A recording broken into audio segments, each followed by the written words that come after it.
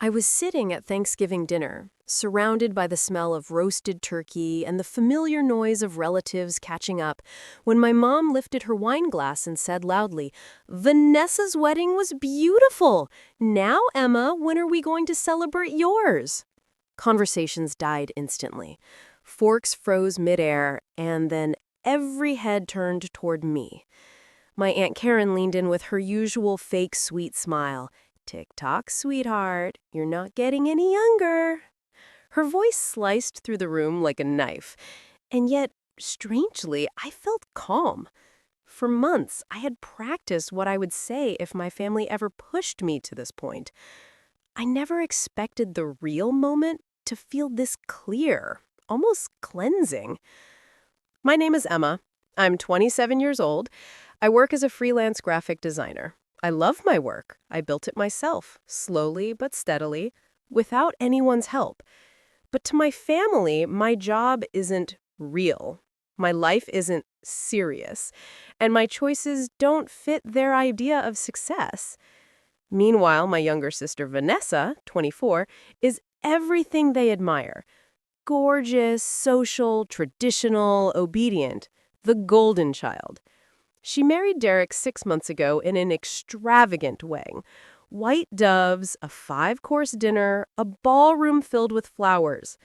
I designed all the visuals for her wedding, from invitations to the signage. I put my heart into every detail because she asked me to, and because I wanted to give her something beautiful. But when the big day arrived, it became painfully clear that my contributions, my presence, and even my relationship didn't matter. My partner Riley, gentle, patient, thoughtful Riley, came with me. We've been together 5 years. He's the kind of man who notices the smallest things. How I take my tea, which side of the bed I sleep on, when I'm overwhelmed, even if I'm silent. But my family never accepted him. No engagement ring meant he wasn't serious. No big job title meant he wasn't good enough. At Vanessa's wedding, Riley might as well have been invisible. Family members walked past him without saying hello. During family photos, I tried standing beside my parents, only for my mom to whisper, "Sweetie, step back. We want only the couples and the bride." So I stepped aside. Alone. Again.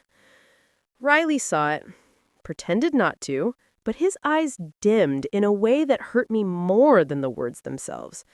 At cocktail hour, he was seated alone at a tiny table shoved against the wall.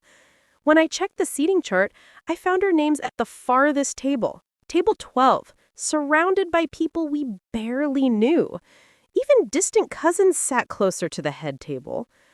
Riley squeezed my hand and whispered, "It's okay." But it wasn't.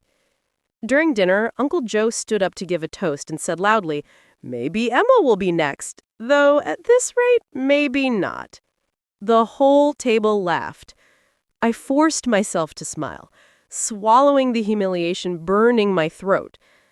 Then came the family-only dance. I stepped forward. My mom blocked me. "Honey, this is only for Vanessa's married family members. You'll have your turn someday." Someday.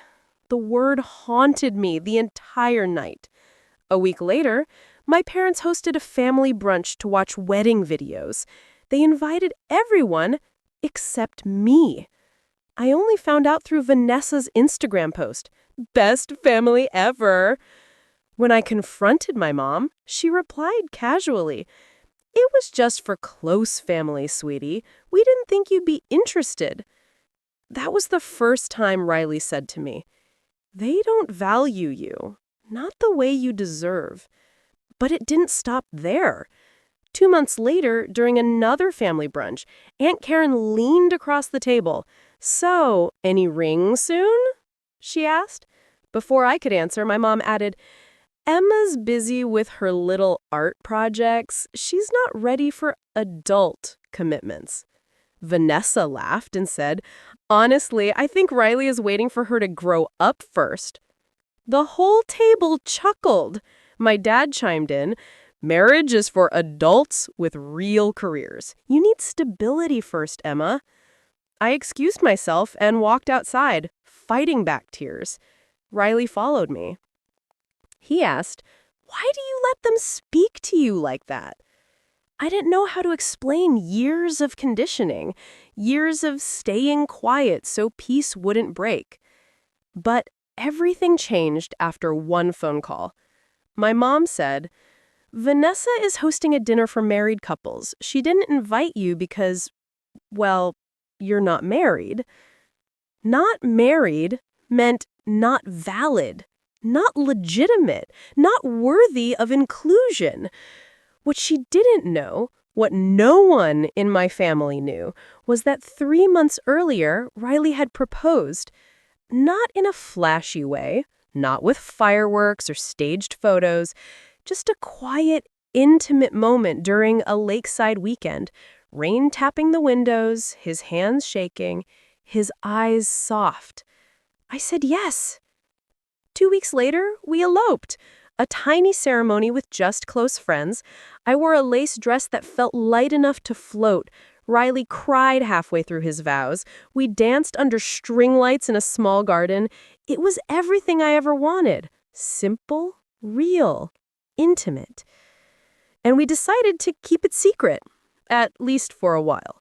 My family had turned milestones into weapons for so many years. Our wedding wasn't going to be another target. For 3 months, Riley and I lived quietly as newlyweds. We wore our wedding rings on chains when visiting family. Our marriage certificate stayed tucked in my purse. Every time someone made a joke about me being chronically single, I stayed silent. But Thanksgiving? That was the breaking point. Riley and I arrived, only to be placed once again at the far end of the table. Vanessa and Derek sat at the head, basking in attention like royalty. No one asked Riley about work. No one asked me about my projects. It was the same old script. Halfway through dinner, my mom clinked her glass dramatically and said, "I'm so thankful for Vanessa and Derek's beautiful wedding. Truly the best part of our year." Then she turned to me. "So, Emma, when do we get to celebrate your wedding?" Aunt Karen added her usual, "Time is running out," and Uncle Joe laughed, "Make her an honest woman, Riley."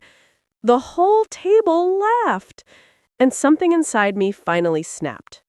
But gently, like a branch bending until it can't anymore. I set down my fork. My voice was steady. "Actually, Mom, you already missed it." The entire room froze. "What?" my mom whispered. I took up my phone and opened our wedding album. "You missed my wedding. We didn't invite you." Gasps, shock, disbelief painted every face at the table. "You got married?" my mom breathed. "Yes." "Without us?" "Yes." And then I told them the truth. All of it. "You treated me like an outsider at Vanessa's wedding. You dismissed my career, mocked my relationship, excluded me again and again. I wasn't going to let you ruin my wedding the way you ruined so many other moments of my life." Vanessa slammed her hand on the table. "My wedding was perfect. For you, not for me." Riley spoke for the first time. "I've been with Emma 5 years. Not once have you treated me like family." Uncle Joe muttered, "You're overreacting." "No," I said quietly. "I was underreacting for years." I stood up. Riley stood with me. "We're leaving. Happy Thanksgiving." My dad barked, "Sit down." "No," I said. "Not anymore." We drove straight to my best friend Zoe's Friendsgiving, where people were happy just to see us. No conditions, no comparisons. The next few days were filled with angry texts, guilt trips, excuses, and a few half-hearted apologies. Vanessa accused me of ruining Thanksgiving for attention. I blocked her. 2 weeks later, my mom asked to meet alone. For the first time in my life, she apologized. Sincerely. She admitted she'd favored Vanessa, admitted she minimized my choices, admitted she didn't see how much it hurt. I forgave her, but kept my boundaries. At Christmas dinner, when Riley and I walked in as husband and wife, we were no longer the family's afterthoughts. We walked in on our own terms, in our own peace. And for the first time, I felt like I had finally stepped fully into my own life. If you've ever been overlooked, minimized, or dismissed, remember this. You don't owe anyone access to your happiness, not even family.